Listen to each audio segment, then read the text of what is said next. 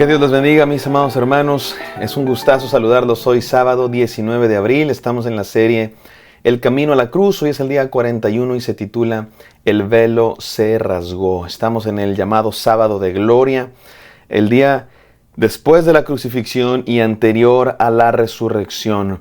Aún nos queda pues un poco más que estudiar en el Evangelio de Mateo, así es que esta serie no se acaba mañana con la resurrección. Vamos a estar analizando todo lo que pasó en torno a la muerte de Jesús, su sepultura, la resurrección y lo que Jesús hizo después de la resurrección, todavía por una semana más.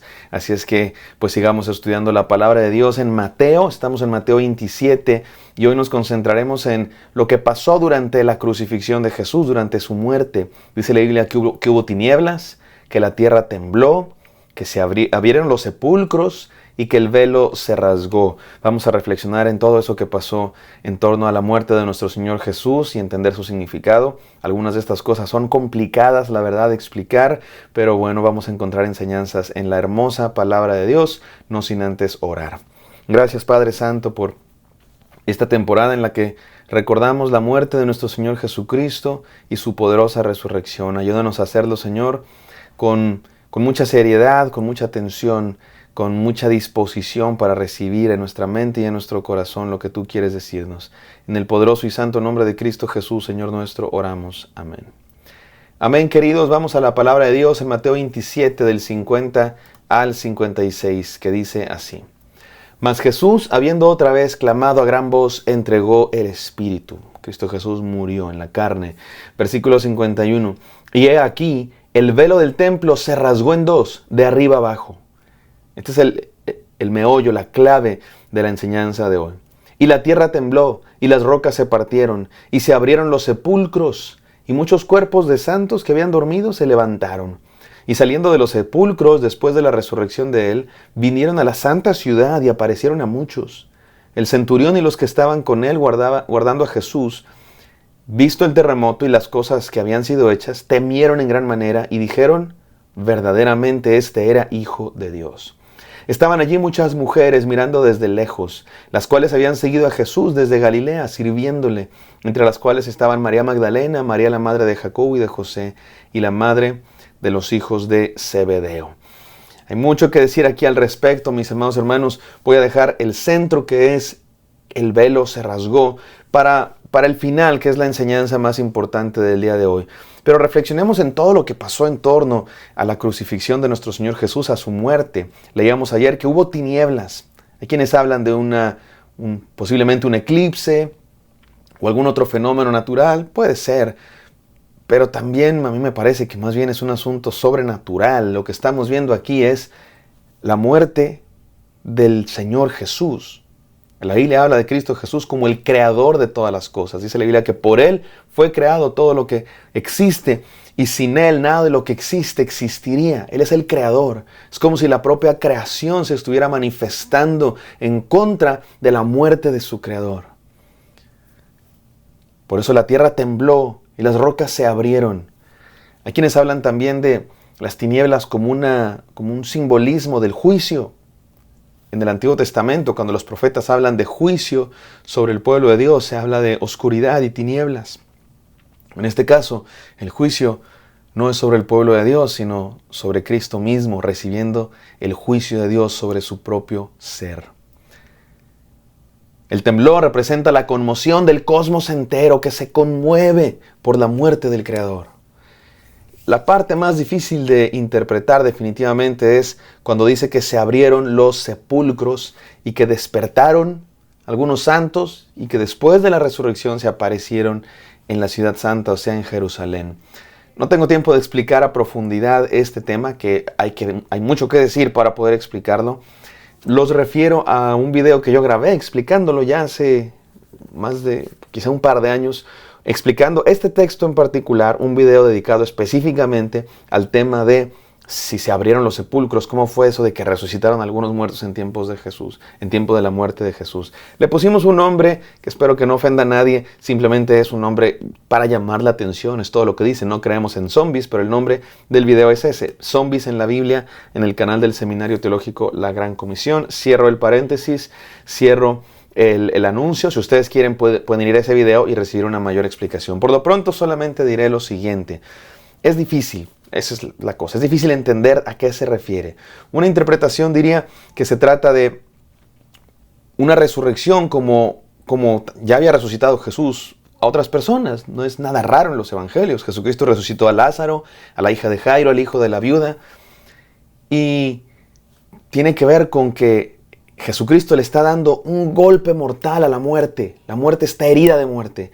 De alguna manera no puede detener en sus garras. Y Dios permitió que algunos santos resucitaran. ¿Quiénes son esos santos? Seguramente, no sabemos, pero probablemente se refiere a algunos discípulos de Jesús que habían caminado con Él en los últimos 3 años y medio y que por alguna u otra razón habían muerto y Dios permitió que en este momento resucitaran.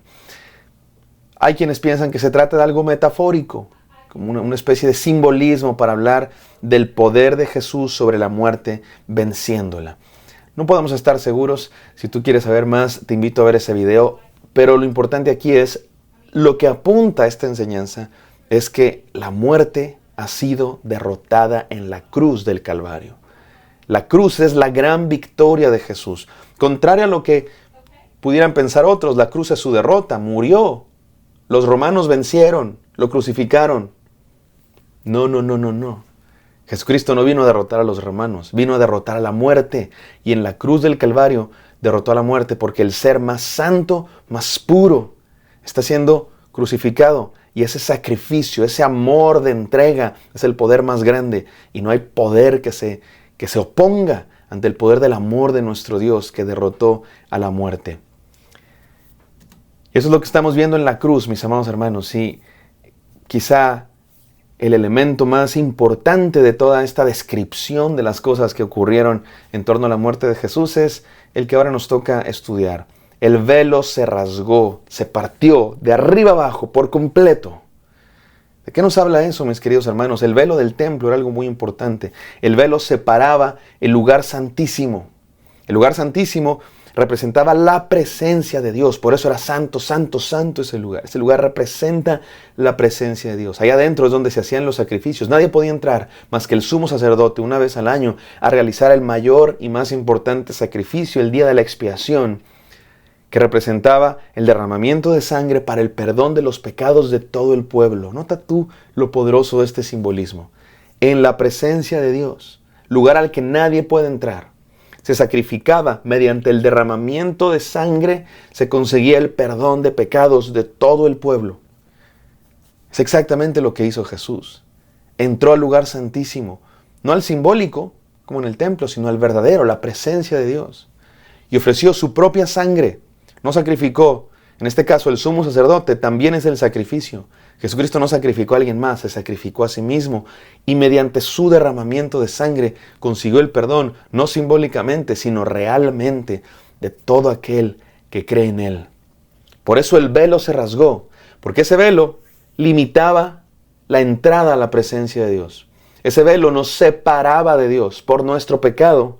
Por eso no podemos estar en la presencia de Dios. Por eso Dios mandó hacer el tabernáculo de esa manera, porque nos está diciendo, no cualquiera puede entrar en la presencia de Dios. Somos pecadores.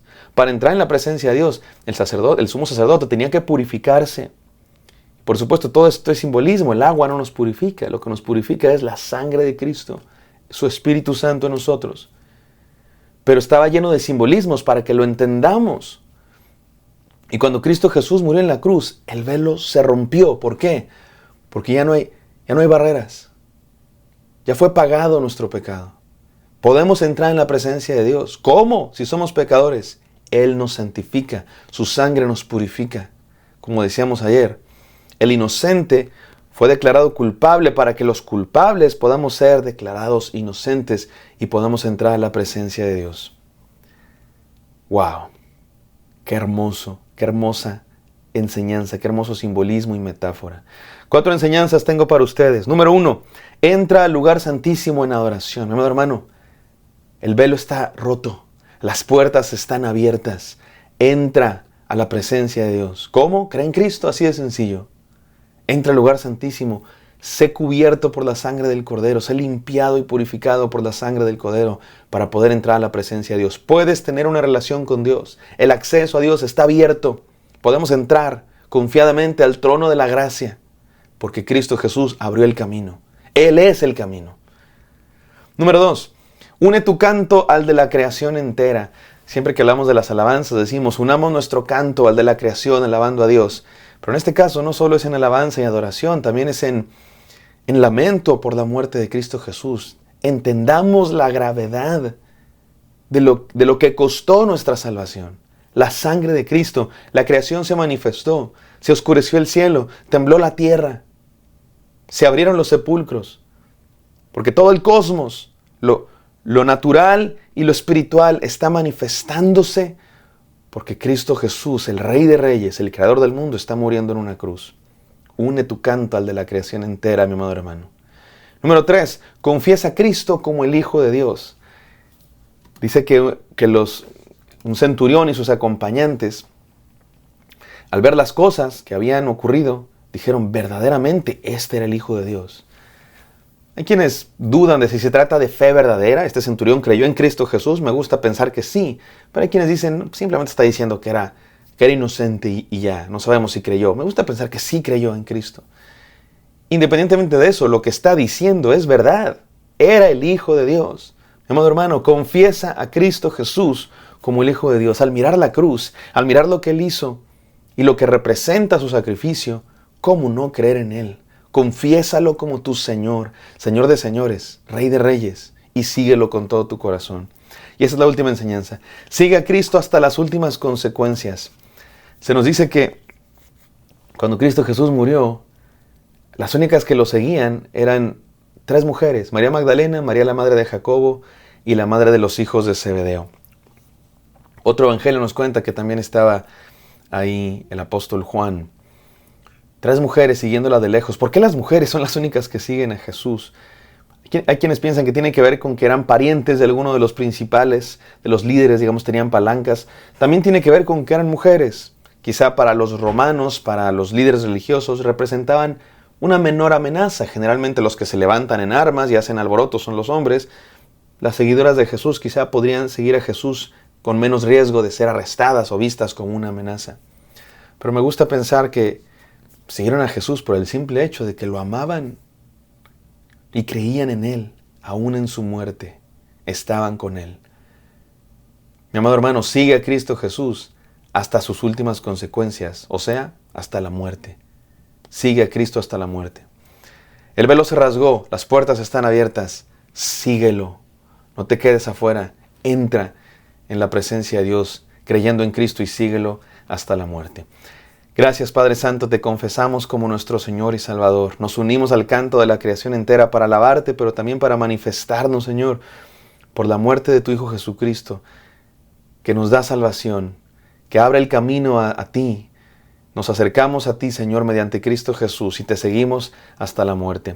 Te pido por cada hermano escuchando este devocional, bendice sus vidas en el santo nombre de Cristo Jesús. Amén. Amén, queridos. Espero que esto haya sido de bendición para ustedes. Me encantaría encontrarlos el día de mañana. Bendiciones.